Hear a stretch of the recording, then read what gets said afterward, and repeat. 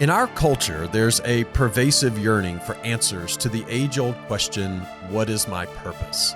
It seems as though everyone is on a quest to uncover the reason for their existence. People believe that if they just knew why they were here, they would unlock the pathway to prosperity and to happiness. And this quest has become so urgent that people are willing to invest significant sums of money, in some cases hundreds of dollars an hour, in consultants, in life coaches, and even psychics who promise to uncover their life purpose. And while sometimes a person may find what they're looking for from one of these mediums, though I don't think that it's often, most of the time, this leaves them broker than they already were, unfulfilled, and discontent. Bookstores, look at bookstores. They boast entire sections dedicated to the pursuit of purpose. And social media influencers amass legions of followers by offering tools and insights they say will help individuals identify their purpose. And yet people seem rarely satisfied with their lives. And these promisers of nirvana are just gorging themselves on people who are so hungry for purpose. Which brings me to an important point. The idea that this has become such a cultural phenomenon speaks to the deep-seated desire every human has for meaning and for direction in their lives. But here's the big catch. None of these people can help you find your purpose. I can't help you find your purpose. In fact, your purpose was never something to be discovered because it was already given by God at the creation of the first man and first woman in Genesis chapter 1, and it has never changed. Your purpose is built into your design, and it's the same for every human ever created. Stick with me in this episode, and I'll show you exactly how God has defined your purpose, and I don't think you'll walk away disappointed. Welcome to New Heart Life. I'm Kevin Lehman, and I'm a pastor and a biblical counselor in Wilmington, North Carolina.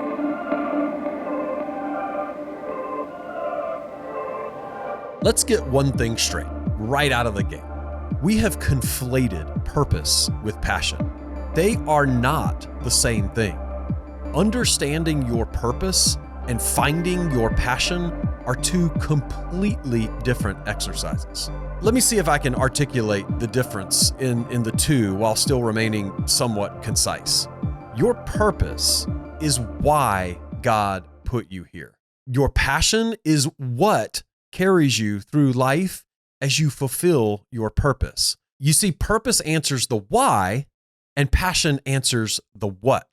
Purpose tells us why we do everything that we do, and passion tells us what exactly we're doing in the midst of living in our purpose. And God designs it this way so that we can be unique while accomplishing the same greater goal. God designed us so that we can fulfill our purpose through many different nuanced passions. And we'll talk some more in a bit about passions and how all of that works out in our day-to-day life.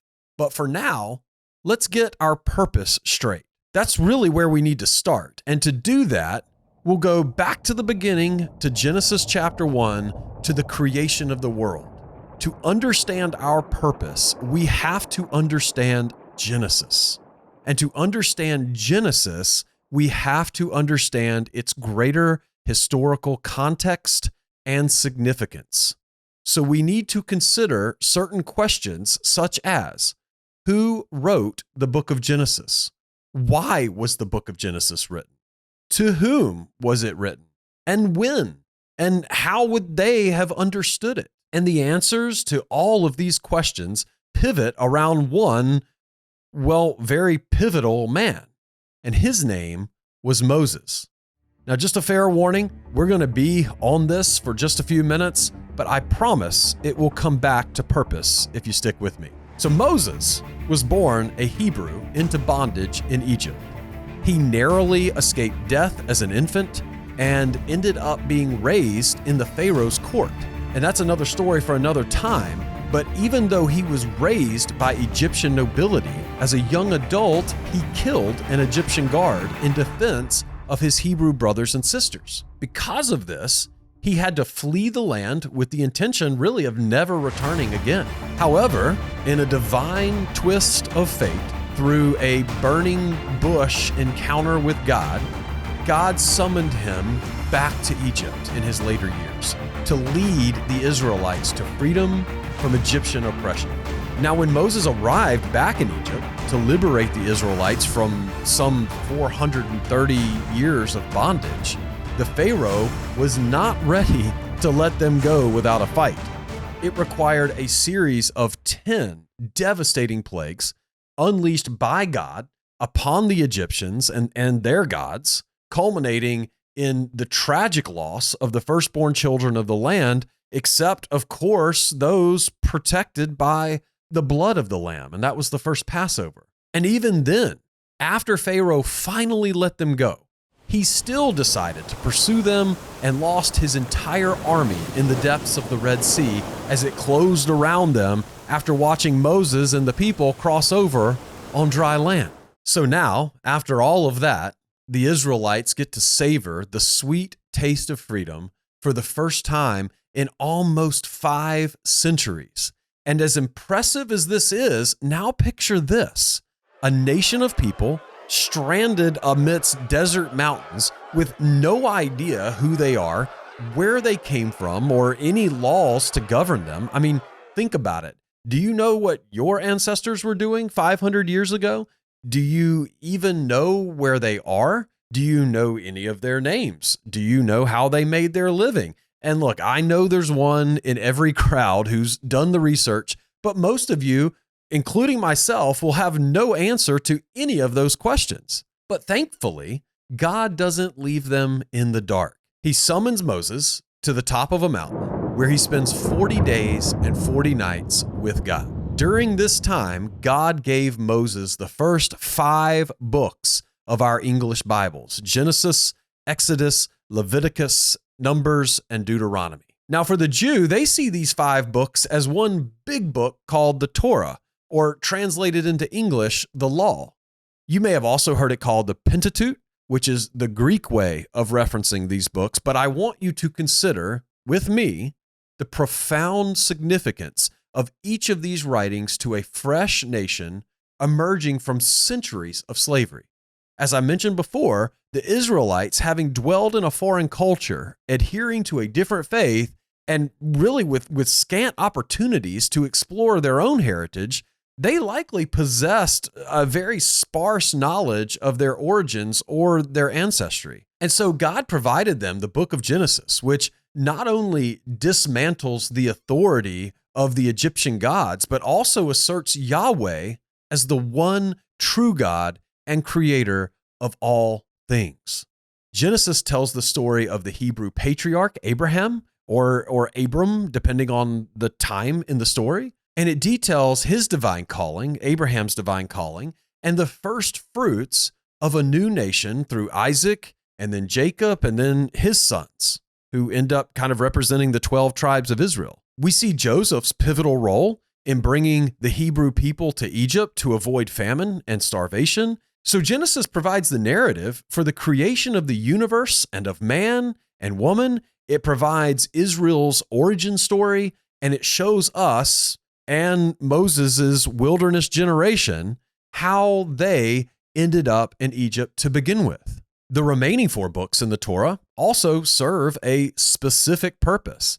Exodus tells the story of their deliverance from Egypt. Leviticus, acting as case law, gave the new nation, kind of a legal system and guidelines to live by. Numbers is mostly a census that would document and clarify, the composition and the distribution of the people. And finally, Deuteronomy takes the form of a legal covenant, and it outlines the blessings for obedience and, of course, the curses or consequences for disobedience.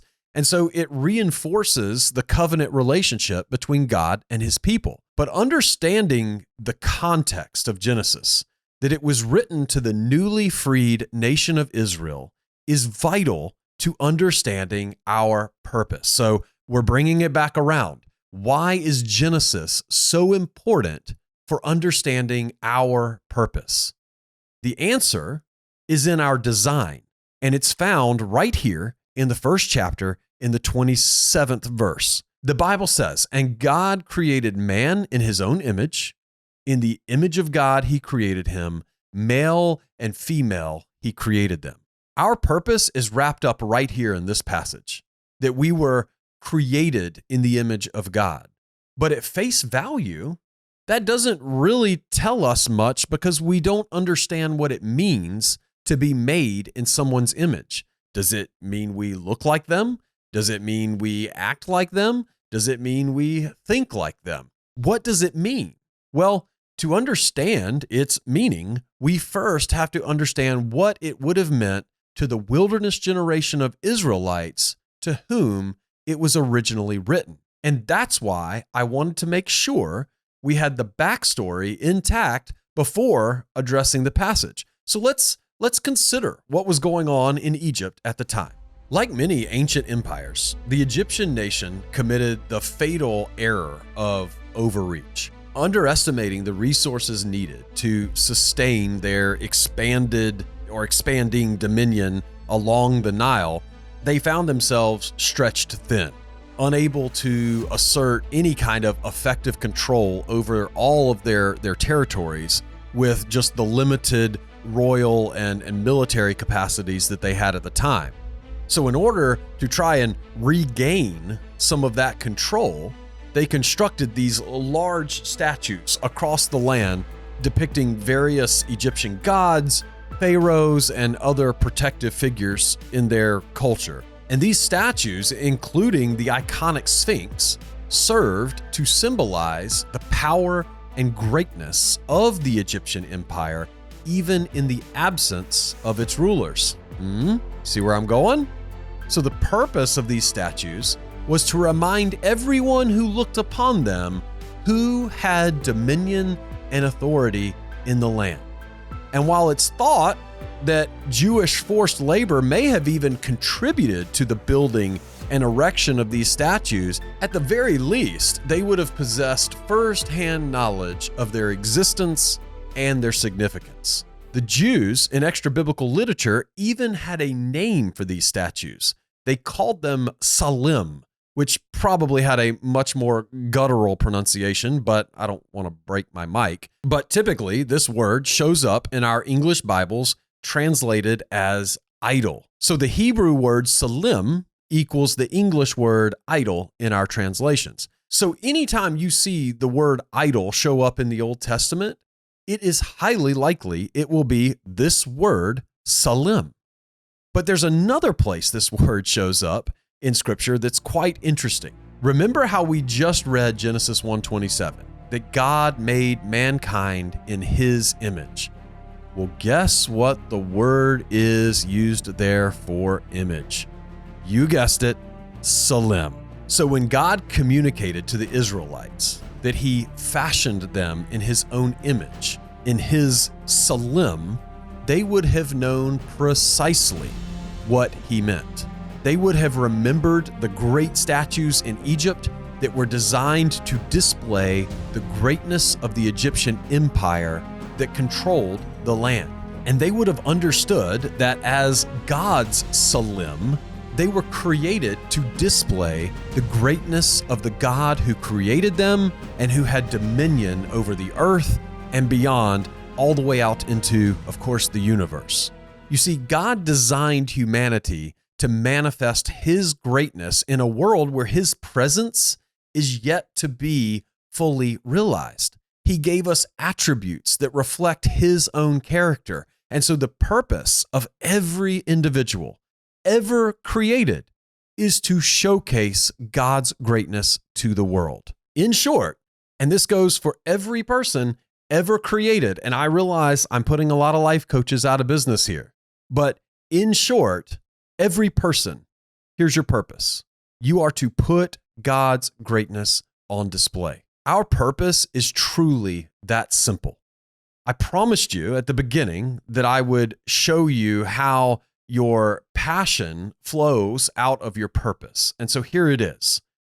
You have the opportunity to put God's greatness on display, to live according to your purpose in countless ways, so long as you remain within the boundaries of biblical principles.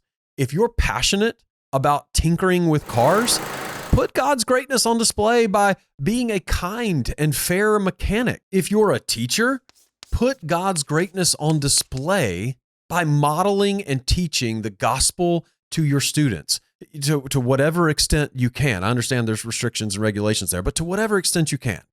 If you're in sales, put God's greatness on display by selling someone what they want, but not pushing for more than they need.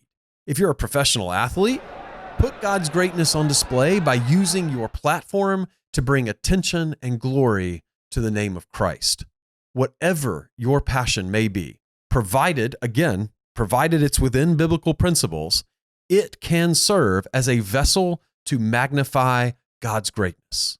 And now that you know your purpose, your passion will carry you through life from one age to another. Sometimes your passions may even change. You can have multiple passions all running at the same time. Your passion may take the form of a career, or you may find a career that funds your passion. Passions move and carry us throughout life and will look different at different phases for different people, but wherever you go, your purpose remains the same: to put God's greatness on display. So if you want the secret to living a joy-filled and satisfying life, here it is. Live according to your purpose. When you live outside of God's created reason for you, or his created design for you, you should expect to feel disconnected. You should expect to feel anxious and depressed. And so if you are feeling any of these things and they have become overwhelming in your life, and while sometimes there are medical reasons at play, most often simply returning to your purpose will make all the difference in the world. Simply returning to putting God's greatness on display. A lot of what we talk about here will come back to this concept. That's why it's one of the first episodes that I made. One of the best things you can do when a choice about how you will live, think, respond, answer, engage, whatever it is you're considering, ask yourself, am I putting God's greatness on display? And that will be the foundational standard by which we will judge all of our actions. That's all I've got for today. I'm typically around for questions, so hit me up in the comments if needed. As always, you can support the show with likes and shares and subscribes and positive reviews and all of those good things. They're certainly appreciated if you don't mind doing them. Thank you so much for listening, and God bless.